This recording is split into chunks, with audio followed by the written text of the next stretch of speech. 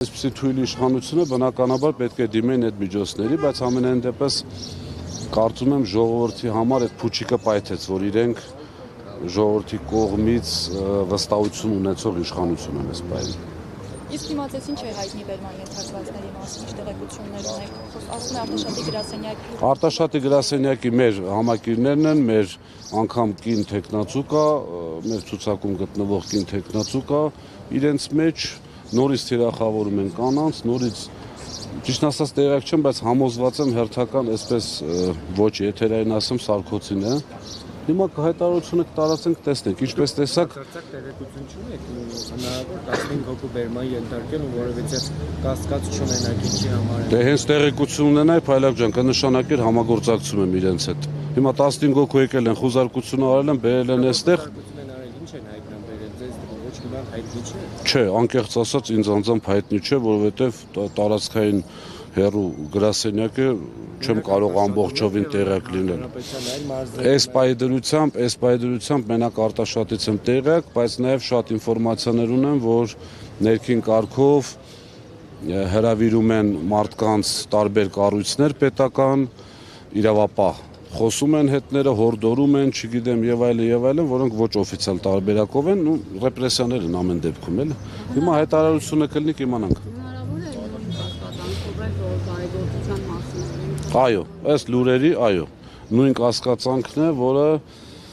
ինչպես տեսակ երկու տարբեր դատարաններ անգամ այսպիսի ճնշման համոզված են, որ ճնշում է եղել, բայց անգամ այդպիսի ճնշման դեպքում չկարողացան անգամ տնային կալանք տալ մեր աղջիկներին, որովհետև փաստական հիմք որպես այդպիսին չկա։ Դատարաններն էլ կամաց-կամաց սկսեն հասկանալ, որ պետք է իրականում արդարադատություն լինի։ Հունիսի 8-ից հետո մենք դատախազներին էլ կազատենք այդ լծից, քննիչներին էլ կազատենք այդ լծից, որովհետև չի լինելու այլևս իրավապահ մարմինների աշխատանքի խոչընդոտում կամ պատվերներ։ Եվ այս իրողություններին զուգահեռ իշխանության ներկայացուցիչները նշում են, որ ընտրակաշառքի բաժանում Հայաստանում չի լինելու, բացառվում է։ Ինչ է կարծում, նրանց այս հայտարարությունները ում են ուղղված եւ ինչպես է կմեկնարկվում։ Ես ուզ ասեմ, ես իշխանությունների հետ ունեմ 100% տարաձայնություն, բայց գտել եմ միտեղ, որտեղ իրենց հետ համակարծիք եմ, եթե իրենք ազնիվ են։ Դա այո, կաշառք, ընտրակաշառք չբաժանելն է։ Մեզ մոտ կա քաղաքական որոշում, փետրվարի 8, եթե չեմ սխալվում, նախագահի այդ հրամանագրից հետո ուժեղ Հայաստան կուսակցությունը ունի քաղաքական որոշում եւ տաշիր բարեգործական իմաստով եւ ընդհանրապես, որովհետեւ գիտեք, մեր կուսակցության շատ անդամներ չհայտարարվող բազմաթիվ բարեգործություններ են արել, նաեւ անձնական, այսինքն առանց իրենց անունների, անգամ դա են կանգնեցրել բոլորս, որպեսզի չեմ կարող ասել, հիմա տեսեք մեծ կուսակցություն է, մի քանի տասնյակ հազար մարդ արդեն համակիրներով, կուսակցականներով, ես որտեղից իմանամ մեկ անձնական ժամանակին իր հորեղբոր որդուն կամ չգիտեմ ինչ-որ մեկին մի հատ փոքր հին հեռուստացույց ունեցել, խոստացել է, թե չէ։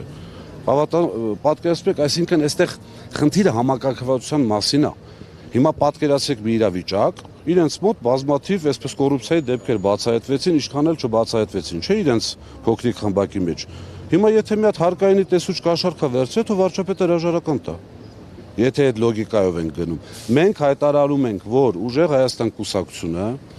դեմ է ընտրակաշառք բաժանելուն, անգամ խոստանալուն եւ յուրաքանչյուր մարդ, որ այդ քայլը կանի,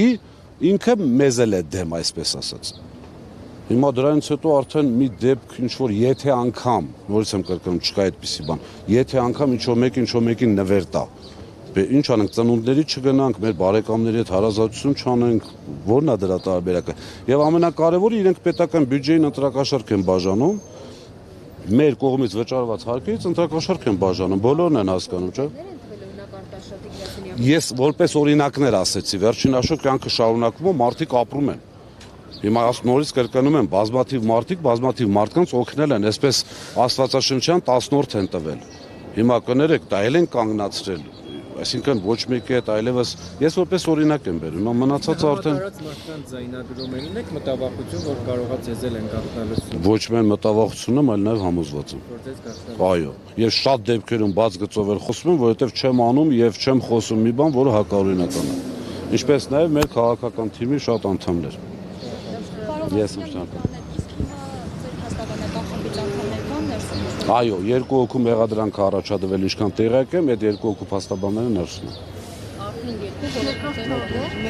երկու Ես երկուսի մասին ինֆորմացիա ունեմ։ Իսկ կարող եք ուժը։